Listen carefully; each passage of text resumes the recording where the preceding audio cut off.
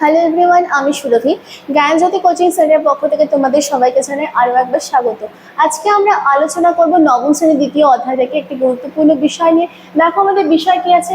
আজকে কিন্তু আমরা দ্বিতীয় অধ্যায় থেকে 2 মার্কসের কয়েকটি গুরুত্বপূর্ণ প্রশ্ন নিয়ে আলোচনা করব। তো দেখো কি কি আছে। পৃথিবীর বার্ষিক গতি বলতে কি বোঝো? পৃথিবী নিজের মেরুরেখার ওপর অবিরাম ঘুরতে ঘুরতে অর্থাৎ নিজের মেরুদণ্ডের ওপর অবিরাম ঘুরতে ঘুরতে একটি নির্দিষ্ট পথে নির্দিষ্ট সময় পশ্চিম থেকে পূর্ব দিকে যখন সূর্যকে প্রদক্ষিণ করে চলেছে, পৃথিবীর এই যে পরিক্রমণ গতি, এই পরিক্রমণ গতিকে কিন্তু পৃথিবীর বার্ষিক গতি বলা হয়ে থাকে। অর্থাৎ পৃথিবী যে সূর্যকে একটি নির্দিষ্ট কক্ষপথের ওপর ভিত্তি করে প্রদক্ষিণ করছে তাকে কিন্তু পৃথিবীর বার্ষিক গতি বলা হয়।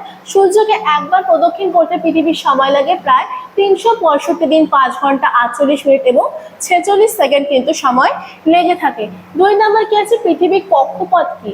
পৃথিবীর কক্ষপথের ধারণা দেখো, মহাকাশের একটি কল্পিত পথ, এটা একটা কল্পনা করা রয়েছে, এই পথটাকে কল্পনা করা হয়। যে পথে কি হয়, যে পথ বরাবর পৃথিবী সূর্যকে প্রদক্ষিণ করে সেই পথটিকে কিন্তু পৃথিবীর কক্ষপথ বলে।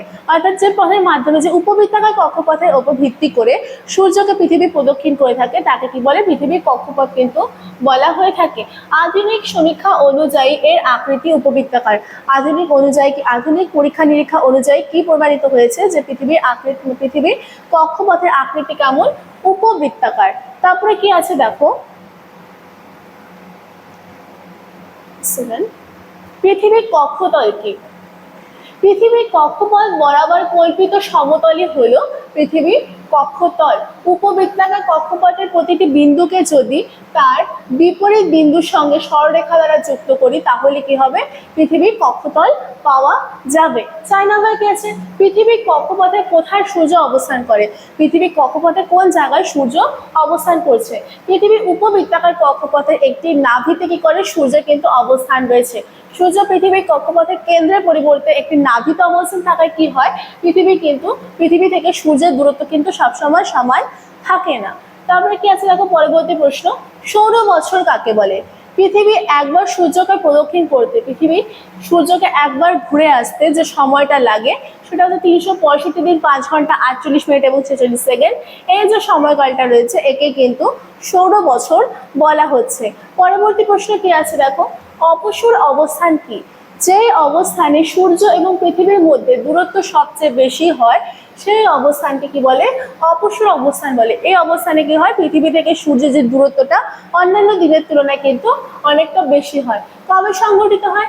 4ই জুলাই কিন্তু এই অবস্থান বা অপসূর অবস্থান দেখা যাচ্ছে। এই সময় সূর্য এবং পৃথিবীর মধ্যেকার যে দূরত্ব সেটা কত হচ্ছে? প্রায় 15,20,00,000 কিলোমিটার পর্যন্ত কিন্তু হয়ে যাচ্ছে। তারপরে কি আছে দেখো, অনুসূর অবস্থান কাকে বলে? যে অবস্থানে সূর্য থেকে পৃথিবীর দূরত্ব সবচেয়ে কম হয়, এই অবস্থানে কি হয়? পৃথিবী থেকে যে সূর্যের দূরত্বটা অনেকটা কমে যায়, একে অনুসূর অবস্থান বলে। 3 জানুয়ারি এই অবস্থান দেখা যায়। এই সময় সূর্য এবং পৃথিবীর মধ্যবর্তী যে দূরত্বটা রয়েছে সেটা অন্যান্য দিনের তুলনায় কিন্তু অনেকটা কমে যায়। এটা হচ্ছে কত কিলোমিটার হয়? প্রায় কিন্তু 14,70,00,000 কিলোমিটার পর্যন্ত হয়ে আসে। তারপরে কি আছে, রবি মার্গ কাকে বলে? রবি কথার অর্থ আমরা সবাই জানি সূর্য, এবং মার্গ কথার অর্থ কি? পথ। বছরের বিভিন্ন সময় অর্থাৎ এক একটি সময় কি করে সূর্য এবং পৃথিবী 23.5 ডিগ্রি উত্তর অক্ষাংশ থেকে 23.5 ডিগ্রি দক্ষিণ অক্ষাংশের মধ্যে লম্বভাবে কিরণ দেয়। সূর্যের এই যে আপাত বার্ষিক গতিপথ রয়েছে, সূর্যের যে গতিপথটা রয়েছে এইটাকে কি বলা হচ্ছে? রবি মার্গ বা সূর্যের কিন্তু পথ নামে পরিচিত। পরবর্তী কোশ্চেন কি আছে দেখে নাও, সূর্যের উত্তরায়ণ কাকে বলে? 22শে ডিসেম্বর থেকে 21শে জুন পর্যন্ত যে সময়কাল, তো 21শে জুন পর্যন্ত মকর ক্রান্তি 23.5 ডিগ্রি দক্ষিণ থেকে কর্কট ক্রান্তিতে 23.5 ডিগ্রি উত্তরে এর দিকে কি হয়? সূর্যের উত্তরমুখী যে আপাত গতি রয়েছে সেই আপাত গতিটাকে কি বলে? সূর্যের উত্তরায়ণ কিন্তু বলা হয়ে থাকে। আবার দক্ষিণায়ন কাকে বলা হচ্ছে? 21শে জুনের পর থেকে 22শে ডিসেম্বর পর্যন্ত কর্কট ক্রান্তিতে 23.5 ডিগ্রি উত্তর থেকে মকর ক্রান্তি 23.5 ডিগ্রি দক্ষিণের দিকে সূর্যের দক্ষিণমুখী আপাত গতিটা লক্ষ্য করা যাচ্ছে, তাকে কিন্তু সূর্যের দক্ষিণায়ন বলা হচ্ছে। এরপরে কি আছে দেখে নাও, পৃথিবীর বার্ষিক গতির ফলাফল। পৃথিবী যে হচ্ছে সূর্যকে একবার ঘুরে আসে সেই গতির ফলাফলগুলো কি কি আছে দেখো। পৃথিবীর বার্ষিক গতির ফলাফল, দিন ও রাত্রি কিন্তু দৈর্ঘ্যের হ্রাস বৃদ্ধি ঘটে থাকে। পৃথিবী সূর্যকে আবর্তন পরিক্রমণ করার ফলে কি হচ্ছে, দিন এবং রাতের দৈর্ঘ্যে হ্রাস বৃদ্ধি বা সময়কালে কম বেশি হয়ে থাকছে। 2 নম্বর ঋতু পরিবর্তন হয়। 3 নম্বর হচ্ছে বর্ষ এবং অধিবর্ষ। বর্ষ মানে হচ্ছে বছর, অধিবর্ষ অর্থাৎ হচ্ছে লিপ ইয়ারের কথা বলা হচ্ছে। এই লিপ ইয়ার এবং কিন্তু ইয়ারে সংঘটিত হয়ে থাকে। পৃথিবীর তাপমণ্ডলের সৃষ্টি হয়। পৃথিবীর বার্ষিক গতির উপর ভিত্তি করে কি করা হয়, পৃথিবীকে 3টি তাপমণ্ডলে কিন্তু ভাগ করা হয়। তারপরে এবার আছে মেরুজ্যোতি সৃষ্টি। পৃথিবীর বার্ষিক গতি চলাকালীন কি হয়, মেরু অঞ্চলে, দুটি মেরু অঞ্চলে একটানা 6 মাস দিন এবং একটানা 6 মাস কিন্তু রাতের সংগঠন হয়ে থাকে। যখন একটানা 6 মাস রাত হয় তখন কিন্তু মেরুজ্যোতির সৃষ্টি হয়ে থাকে। তারপরে আছে দেখুন পরবর্তী কোশ্চেন, জলবিষুব কি? 23শে সেপ্টেম্বর পৃথিবী তার কক্ষপথে এমন একটি অবস্থানে অবস্থান করে যে সূর্যরশ্মি নিরক্ষরেখার উপর লম্বভাবে পড়ে।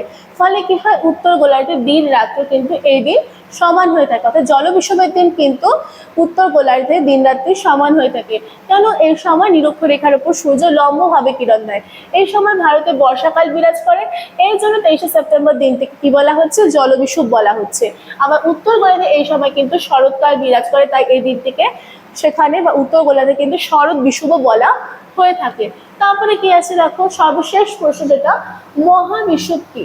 21শে মার্চ পৃথিবী তার কক্ষপথে এমন একটি অবস্থানে অবস্থান করে যে সূর্যরশ্মি নিরক্ষরেখায় লম্বভাবে পড়ে। ফলে কি হয়, উভয় গোলার্ধে দিন এবং রাতে কিন্তু সমান হয়ে থাকে। এই দিনটাকে কি বলা হয়, মহাবিষুব কিন্তু বলা হয়। 21শে মার্চ দিনটাকে কি বলা হচ্ছে, মহাবিষুব বলা হচ্ছে। ঠিক আছে। উত্তর গোলার্ধে এই সময় বসন্তকাল বিরাজ করে বলে এই দিনটাকে কিন্তু উত্তর গোলার্ধে বসন্ত বিষুব বলা হয়ে থাকে। তো আজকের প্রশ্নগুলো নিয়ে আলোচনা আশা করি তোমরা সবাই বুঝতে পেরেছো। সবশেষে একটি ছোট্ট ইনফরমেশন তোমাদের দিয়ে রাখছি। দেখো, তোমরা যারা ভাবছো আমাদের সাথে যুক্ত হবে, স্ক্রিনে দুটো নাম্বার আছে, যে কোনো একটি নাম্বারে কিন্তু তোমরা কল করে আমাদের সাথে যুক্ত হয়ে যেতে পারো। যে সুযোগগুলি পেয়ে যাচ্ছ, দেখো নোটস পেয়ে যাচ্ছ, পিডিএফ পেয়ে যাচ্ছ। যদি কোনো ডাউট থাকে সেই ডাউট ক্লিয়ার করার সুবিধা কিন্তু তোমরা পেয়ে যাচ্ছ। এছাড়াও recorded classes, suggestions, mock test এবং লাইভ ক্লাসের সুবিধা কিন্তু তোমরা আমাদের সাথে যুক্ত হয়ে যাওয়ার পর পেয়ে যাচ্ছ।